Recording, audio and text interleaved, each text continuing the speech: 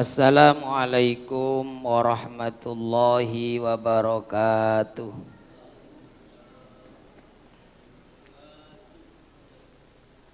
Bismillahirrahmanirrahim. Alhamdulillahirabbil alamin.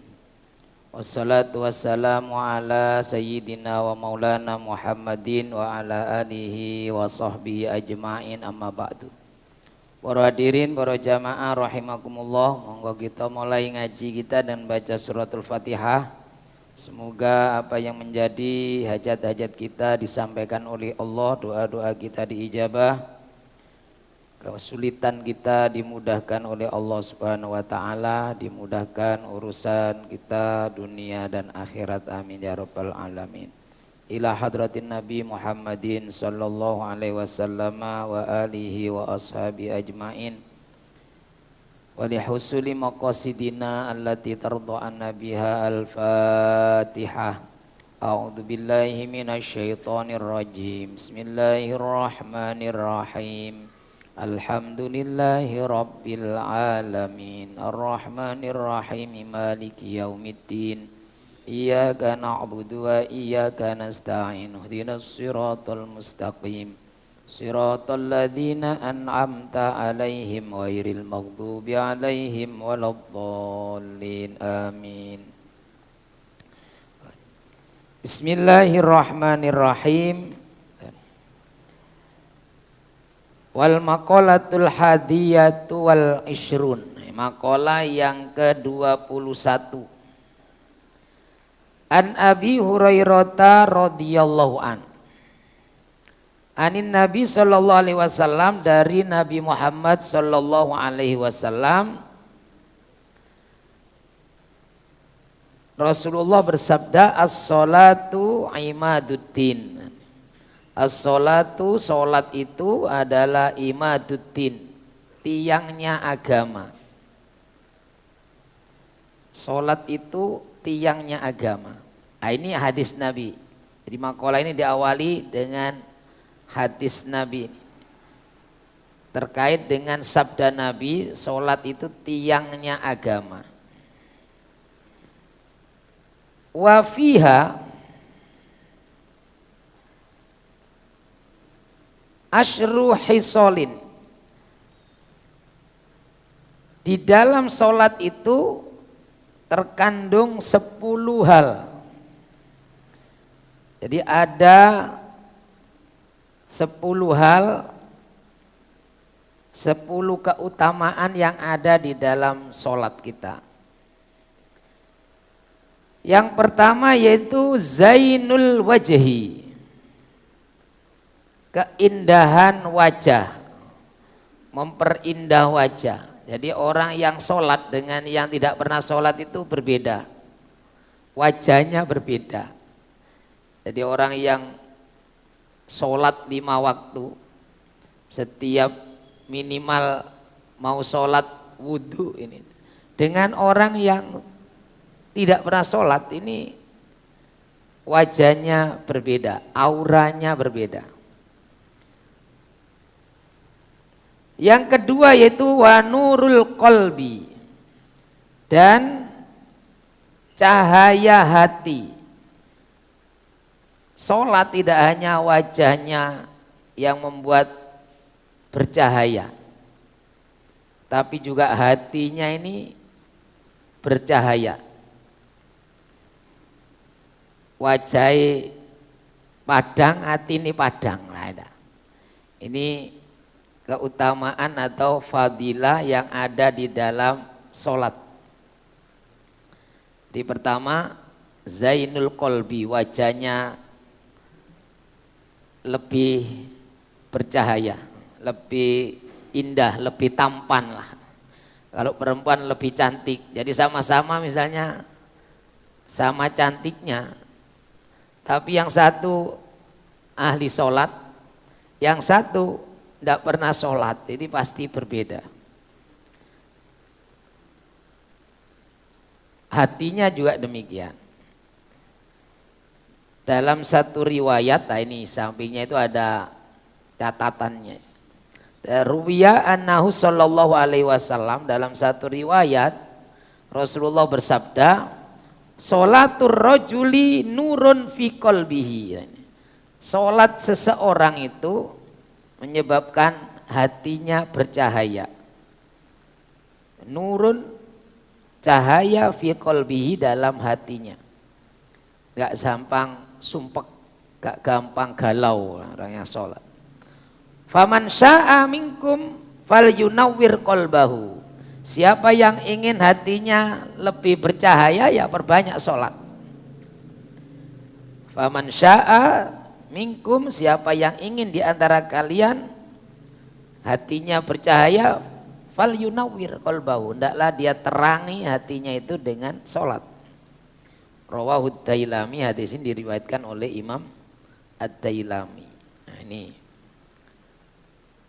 makanya kalau sumpek, kalau susah sholat, sing peteng-peteng insya Allah padang. Warohatul badani, yang ketiga itu rohatul badani, kenyamanan tubuh. Roha itu ya istirahat, istirahat itu rileks. Badan dengan sholat, badan menjadi rileks kembali, fresh. Nah, rohatul badani, badannya akan lebih fresh. Jadi kadang kita kan kalau capek atau apa itu kan malas sholatnya. Padahal mestinya kalau kita wudhu segera sujud itu akan fresh, akan lebih segar. Jadi kalau tidur setelah sholat itu akan lebih nyenyak, bangun lebih sehat. Tapi kalau sudah sumpek, gak sholat, sumpek tambah pakai tidur, bangun tambah.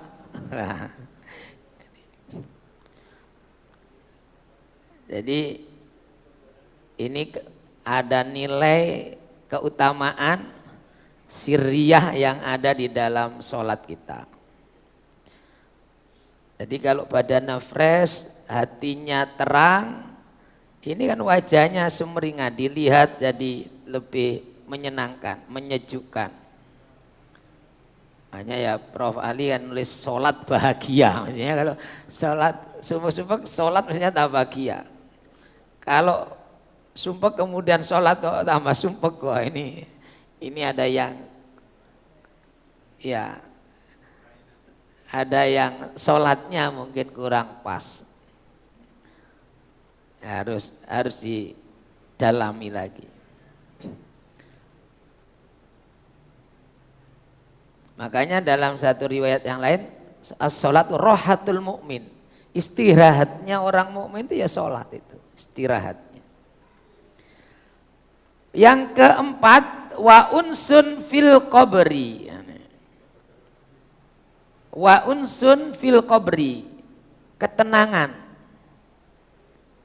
fil qabri, di dalam kubur. Nah, insya Allah orang yang sholat ini kuburnya juga dilapangkan, terang, tenang, tidak ketakutan.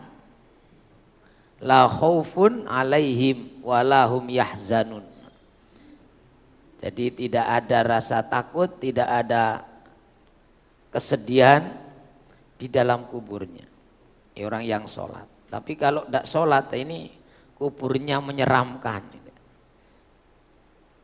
Malaikat Mungkar Nakir itu datang dengan tampang yang menyeramkan.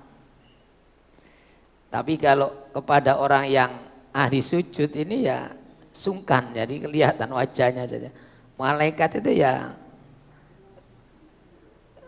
tahu ini orang yang harus dihadapi dengan sangar, dengan dengan lemah lembut itu malaikat sekarang sudah berpengalaman. Jadi karena sudah dalam beberapa riwayat itu, karena dulu malaikat juga sempat salah sasaran. Iya, malaikat Mungkar Nakir itu kan dalam beberapa riwayat itu ya Karena mungkin sekarang sudah lebih terampil lah. Jadi kalau ngadepi orangnya ahli sujud itu sudah sekarang hati-hati. Ya kan kisah Nabi Musa, malaikat Israel ketika ketemu Nabi Musa mau cabut itu agak galak itu ya ini diculek aja begitu. Karena kepada kekasih Allah kok gak sopan. Kisah Umar bin Khattab itu ketika malaikat Mungkar Nakir datang dengan digambarkan wajahnya ini merah, matanya melotot seperti bola api. Itu ya karena sahabat Umar tidak ada takut itu di debat tuh. Sampai kemelinti, meliti, melorok mau cicil tahu zaman ini hadapan dengan siapa. Ya itu malaikat baru keder itu. Duh, sinten jenengan dari boso tadinya itu. Tangi bangun. Itu gak sopan.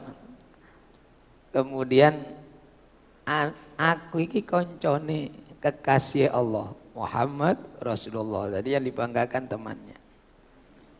Nah, jadi insya Allah ketika nemuin jenengan kita mudah-mudahan sudah inilah lebih lembut sekarang. Kemudian sering ketenangan di dalam kubur. Kalau dalam Al-Quran umatnya Rasulullah yang karena ahli sujud itu tatajafa junubuhum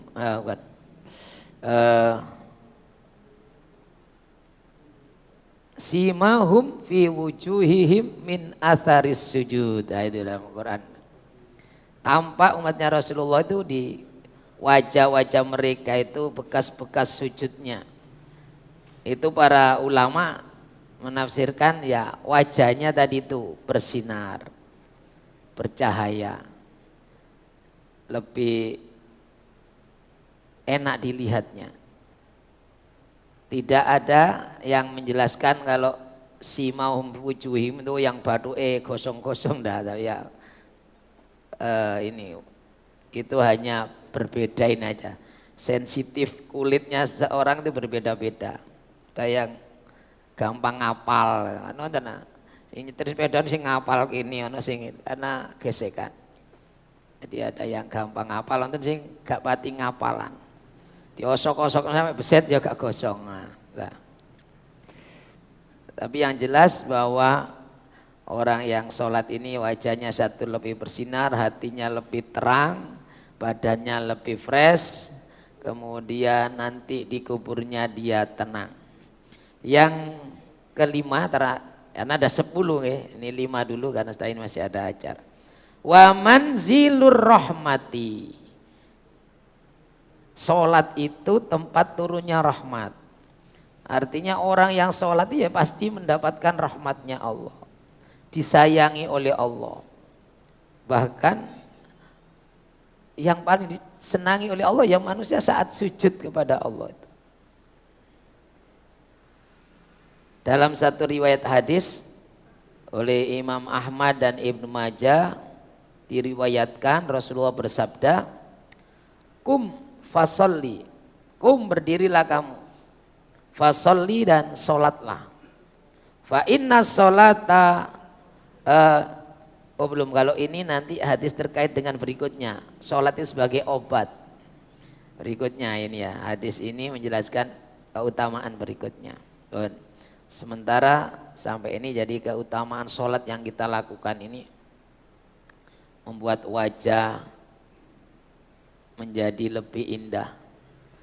Karena itu ya kalau ibu-ibu perlu pakai biar glowing dengan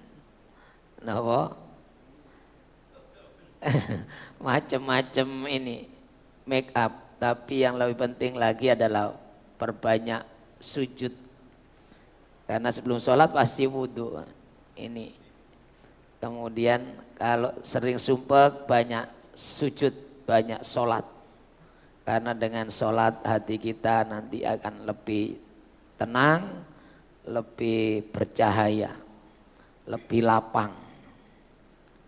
Dan demikian juga kalau sakit-sakit bahkan itu capek itu yang bagus istirahat.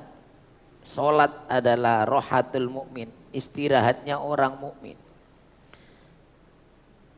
Kan kadang orang merasa sholat jadi capek. Kenapa ya? Karena pikirannya tidak sholat. Sehingga kalau terawih itu kan is oleh piro. Sing dihitung no, sesuai nah, kalau dinikmati itu sholat kepingin tambah lagi. Tadinya mau sholat malam cuman 2 rakaat, ternyata 2 rakaat kok kurang, tambahi lagi 2 rakaat. Sudah salam 2 rakaat, mau selesai kok masih kurang rasanya, nah, itu mesti lebih bagus kalau sudah bisa begitu. Demikian, mudah-mudahan ada guna dan manfaatnya. Bismillahirrahmanirrahim. Allahumma anta rabbi la ilaha illa anta khalaqtani wa ana abduka wa ana ala ahdika wa wa'dika mastata'tu a'udzu bika min syarri ma sana'tu abu'u laka bi ni'matika alayya wa abu'u bi dzambi faghfir li fa innahu la yaghfirudz dzunuba illa anta. Bismillahilladzi la yadurru ma'asmihi syai'un fil ardi wala fis sama' wa huwas samiul alim. Bismillahilladzi la yadurru ma'asmihi syai'un fil ardi wala fis sama' wa huwas samiul alim. Bismillahilladzi la yadurru ma'asmihi syai'un fil ardi wala fis sama' wa huwas samiul alim. Memanggil dua ayat terakhir ini langsung lanjut acara berikutnya. Assalamualaikum warahmatullahi wabarakatuh.